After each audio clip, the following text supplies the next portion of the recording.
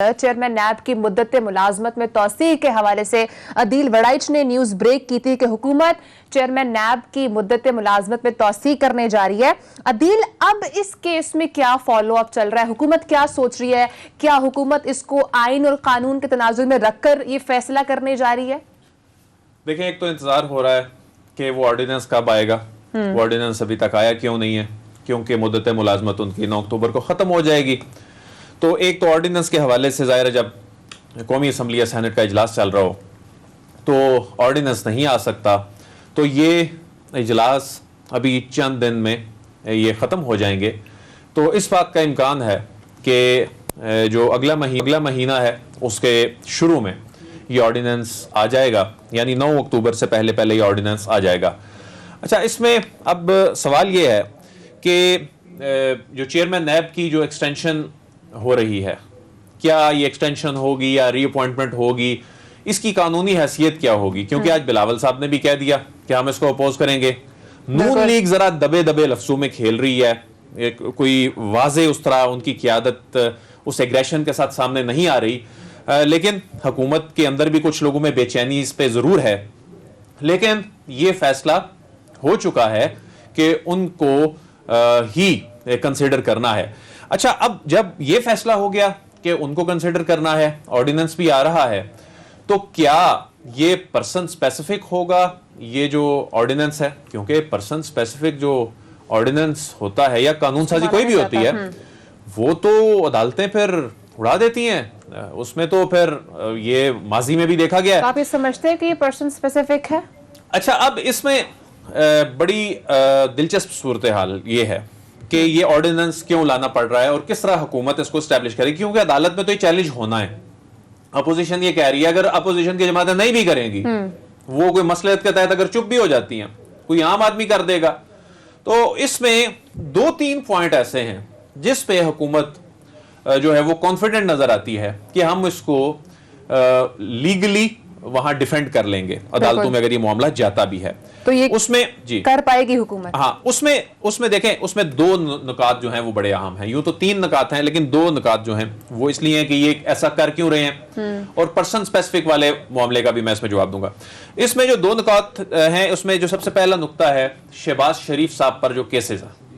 अब शहबाज शरीफ साहब पर जो केसेस हैं, तो ये कॉन्फ्लिक्ट ऑफ इंटरेस्ट आ रहा है इसमें कि एक शख्स ये कैसे कह सकता है कि जी यानी एक मुल्जिम ये कैसे कह सकता है कि जी मेरे केस की जो प्रोसिक्यूशन का जो सरबराह होगा वो फलां शख्स होगा। ये ऐसा नुक्ता है जो हुकूमत अदालत में इसको एस्टैब्लिश करने में कामयाब हो सकती है, यानी इस पे इस हवाले से कॉन्फिडेंट है।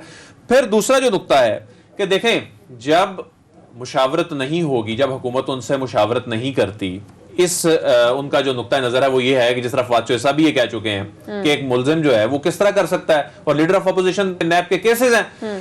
फिर नैब के चेयरमैन का तकर्रुर ही नहीं होगा 9 तारीख के बाद, फिर तो एहतसाब का अमल ही मुल्क में रुक जाएगा।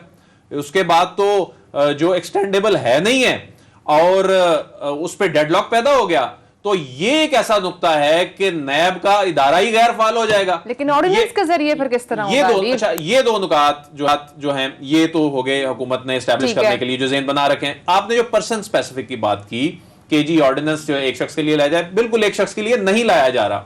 उसकी रीजन ये है कि ऑर्डिनेंस में कहां लिखा जा रहा है कि जी जावेद इकबाल साहब को एक्सटेंशन दे दी जाएगी। ऑर्डिनेंस लेकिन आपने खुद कहा था दिल कि इस वक्त वजीर आजम इमरान खान साहब जावेद इकबाल की परफॉर्मेंस से सेटिस्फाई हैं, इसलिए मुद्दत मुलाजमत में तौसीह की जा रही है। बिल्कुल उनकी मुद्दत मुलाजमत में तौसीह भी होगी, यानी उनकी रीअपॉइंटमेंट होगी। ऑर्डिनेंस में ये कहीं नहीं लिखा होगा।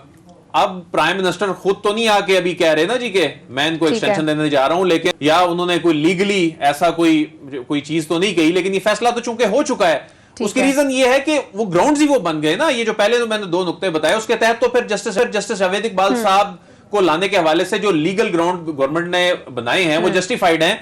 फिर जब ये ऑर्डिनेंस आ जाएगा, एक तो ऑर्डिनेंस के अंदर ये चीज नहीं लिखी होगी कि इनको एक्सटेंशन दी जा रही है, ठीक है।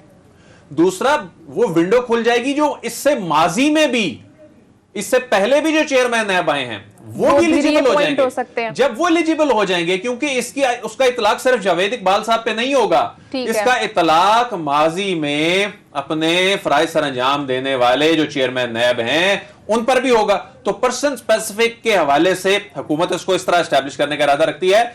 लेकिन देखें, इसमें बात यह है कि इसमें कोई शक नहीं है कि नैब की कारकर्दगी बहुत बेहतर रही है गुज़िश्ता ये तकरीबन अगर हम 3 सालों की बात करें तो जो रिकवरियां हुई हैं नैब की तारीख में सबसे ज्यादा रिकवरियां इसमें हुई हैं। यानी चीन जैसे मुल्क ने भी कहा है कि जो सी पैक के जो मंसूबे हैं उनको ओवरसी नैब करे। एमओयू चीन ने साइन किया है, इंटरनेशनल कई ऑर्गेनाइजेशन के साथ इनके एमओयू साइन हुए हैं और एक परसेप्शन बनी है। हाँ, ये बात दुरुस्त है कि जो बड़े लोग हैं वो लोग सवाल करते हैं कि ये जो बड़े बड़े लोग हैं, सियासतदान हैं, ये जमानतों पे बाहर आ जाते हैं। लेकिन एक बात ये देखें, एक तो कन्विक्शन रेट नैब का जो है वो 66% से भी बढ़ गया है, 67% तक जो पहुंच गया है, ये भी एक रिकॉर्ड है। और दूसरी बात ये है कि ये नैब तो बड़े बड़े लोगों को इस तरह बुलाया ही नहीं करती थी। अब ये जो बड़े बड़े लोगों के ये जो चक्कर लग रहे हैं उसमें चाहे उनका ताल्लुक किसी भी शोबे से है तो ये भी इसी दौर में हो रहा है। तो ये मेरा ख्याल है वो पॉइंट है जिसपे इमरान खान जो हैं इस बात से तो एग्री होते हैं कि opposition leader of the house को बीच में मुदाखलत नहीं करनी चाहिए चेयरमैन नैब के तकर्रुरी में, राइट। लेकिन जो अदर ऑप्शन है जो इस वक्त हुकूमत यूज कर रही है ऑर्डिनेंस का, वो भी आफ्टर सम टाइम कोलैप्स हो जाएगा, तो फिर क्या होगा? What will be the next situation? देखें, ये बड़ा आपका वैलिड क्वेश्चन है। उसकी रीजन ये है कि अभी माजी करीब में सीपैक अथॉरिटी के हवाले से जब ऑर्डिनेंस लैप्स किया तो अथॉरिटी गैर फाल हो गई थी, एक बहुत बड़ा मसला पैदा हो गया था। फिर ला के ये ईवान में ये मामला तय किया गया था। लेकिन अब चूंकि वक्त इसमें बहुत कम रह गया और वक्त कम रह गया है, कंसेंसस उस तरह से है नहीं है, शोर शराबा फिर पार्लियामान में भी आएगा। लेकिन जब ये 120 दिन आ जाएंगे नैब के पास, यानी चेयरमैन नैब जो हैं ये अगर कंटिन्यू करते हैं जो अभी तक का फैसला है, तो उस सूरत में अगले 120 दिन के अंदर इस मामले पार्लियामान में हल किया जाएगा। कौमी असम्बली में तो मसला ही नहीं है ना, मसला तो है सेनेट में, और सेनेट में भी इतना बड़ा मसला नहीं है। फिर हुकूमत यह भी तय कर चुकी है कि हम पार्लियामेंट का मुश्तरका इजलास भी बुला सकते हैं। तो एक दफा जब ये एस्टैब्लिश हो जाएगा कि इनको ये इन्होंने कंटिन्यू करना है, इनको एक्सटेंशन मिल जाएगी या इनकी रीअपॉइंटमेंट होगी। पहली बात यह है कि एक्सटेंशन का लफ्ज कहीं भी नहीं होगा, एक्सटेंशन कहीं भी नहीं होगी। एक्सटेंशन तो फिर वैसे ही हम इसलिए कह देते हैं कि चूंकि वो रीअपॉइंटमेंट हो जाएगी इनकी, माजी के चेयरमैन नैब के लिए भी वो विंडो चूंकि खुल जाएगी, इनकी रीअपॉइंटमेंट हो जाएगी, एक नई अपॉइंटमेंट अगर होगी तो उस सूरत में फिर ये मामला फिर पार्लियामान में हुकूमत समझती है जाके आसानी से हल करने में मदद मिलेगी। तो अगर ये मामला अदालतों में जाता है सिद्दीक, तो आपको क्या लग रहा है, क्या हुकूमत कामयाब हो पाएगी इस केस को आगे लीड करने में? क्योंकि अपोजिशन अभी इस वक्त बिल्कुल तैयार है, वो कह रही है, वो इसको बिल्कुल एक्सेप्ट नहीं करे कि चेयरमैन नैब एक्सटेंशन के मामले को। मारिया, नामुमकिनात में से है कि ये मामला जब अदालतों में से जाएगा तो ये जो है वो हुकूमत इस मामले पे अदालत को मुतमईन कर पाएगी। मुझे नहीं लगता। मुझे लगता है कि ये मामला एक्सटेंशन वाला जो अदील वड़ाई साहब जो है वो कह रहे हैं कि एक्सटेंशन का लफ्ज़ नहीं होगा, और पूरे पाकिस्तान को पता है कि जावेद इकबाल साहब को लाने के लिए ही ये सारा तमाम किया जा रहा है। लेकिन That was my question. Yes. हाँ, और दूसरी बात यह है कि अदील वड़ाई साहब जब मैं सुन रहा था, जब वो नैब के बारे में बता रहे थे कि इतना ज़बरदस्त इदारा है, और इस तरह से इन्होंने बयान किया कि एक बार तो मेरा दिल चाहा कि मैं भी किसी तरह से नैब का मुल्जिम बन जाऊं और नैब के कंट्रोल में मेरे मामला आ जाए। मतलब इतना इन्होंने ना आइडेंटिफाई किया है कि नैब के ना मामलात के बारे में। तो मेरा ख्याल है कि ये एक्सटेंशन वाला मामला जो है वो अदालतों से जाके, और हुकूमत नहीं इसको बरकरार रख पाएगी, अदालतों को मुतमईन नहीं कर पाएगी। और मैं ज़ाती तौर पर भी समझता हूँ कि जावेद इकबाल साहब को एक्सटेंशन ना तो देनी चाहिए, ना उनको एक्सटेंशन लेनी चाहिए, और नया चेयरमैन नैब जो है वो आना चाहिए और नैब के इदारे को। और उसके क्या तरीकाकार समझते हैं आप, जो ऑलरेडी एग्जिस्ट कर रहे हैं, नया तरीकाकार होना चाहिए, उस तरीके को बदलना चाहिए। सुप्रीम कोर्ट से मुशावरत होनी चाहिए, चीफ जस्टिस पाकिस्तान से मुशावरत होनी चाहिए, इंडिपेंडेंट बंदा आना चाहिए। मैं तो ये भी कहता हूँ कि ना वज़ीर आज़म का उसमें इख्तियार हो, ना अपोजिशन लीडर का हो, बल्कि बिल्कुल एक इंडिपेंडेंट तरीकाकार हो जिसके जरिए चेयरमैन नैब आए, क्योंकि हुकूमत और अपोजिशन दोनों का इसमें से किरदार खत्म होना चाहिए।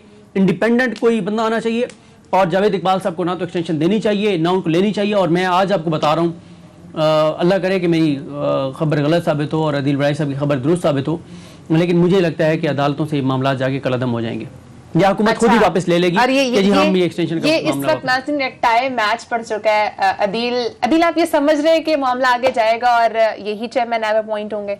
देखें, अदालतों में जब मामला जाएगा तो वो तो ज़ाहिर है जज साहिबान ने फैसला करना है। मैंने तो आपको हुकूमत के वो पॉइंट्स बताए कि जिनकी बुनियाद पे हुकूमत अपनी जो लीगल स्ट्रेटजी बना के बैठी हुई है। बाकी और आप सिद्दीक का चैलेंज एक्सेप्ट कर रहे हैं? नहीं, इसमें चैलेंज वाली ना तो जाहिर है सिद्दीक साहब का इसमें कोई इंटरेस्ट है, ना कोई हमारा इंटरेस्ट है कि उनको एक्सटेंशन मिले। लेकिन हम देखें, जर्नलिस्ट का काम है डेवलपमेंट को रिपोर्ट करना, खबर देना। हो सकता है कि कल हुकूमत अपना ज़हन तब्दील भी कर ले, लेकिन आज तक, और आप ये देखें कि जब से हमने 2 हफ्ते हो गए हैं इस खबर पे बात कर रहे हैं, हुकूमत की जानिब से कोई तरदीद नहीं आई, बल्कि इसकी सपोर्ट में बात हुई है। बल्कि जो अभी फवाद चौधरी साहब ने बात की कि हम मुशावरत नहीं करेंगे जो लीडर ऑफ अपोजिशन से, उससे पहले फरूक नसीम साहब ने भी मुख्तलिफ टेलीविजन टॉक शोज में जाके जो बात की, उन्होंने भी इसका इंदिया दिया। तो जाहिर है हुकूमत खुद आकर जब अपने मुंह से ये बात करेगी कि जी हम ये करने जा रहे हैं, तो वो बेसिकली अपना केस कमजोर करेगी। तो आने वाले दिनों में हो सकता है उनको लीगली कोई टफ टाइम मिले, कोई सियासी दबाव उन पे बढ़े, तो उनको बैकफुट पे जाना पड़े। लेकिन आज तक की जो तारीख है उसमें तो यही फैसला है जी। यही फैसला अब देखते ही हैं कि आया चेयरमैन नैब की मुद्दत मुलाजमत में तोसी होती है, नहीं होती। ब्रेक का टाइम है नाज़रीन, ब्रेक के बाद डिस्कस करेंगे। सुप्रीम कोर्ट ने सदारती निजाम के निफाज की दरखास्तों को मुस्तरद कर दिया है। अब आगे इसका चैप्टर क्लोज होता नजर आ रहा है या नहीं, ब्रेक के बाद बात करेंगे, साथ रहिएगा।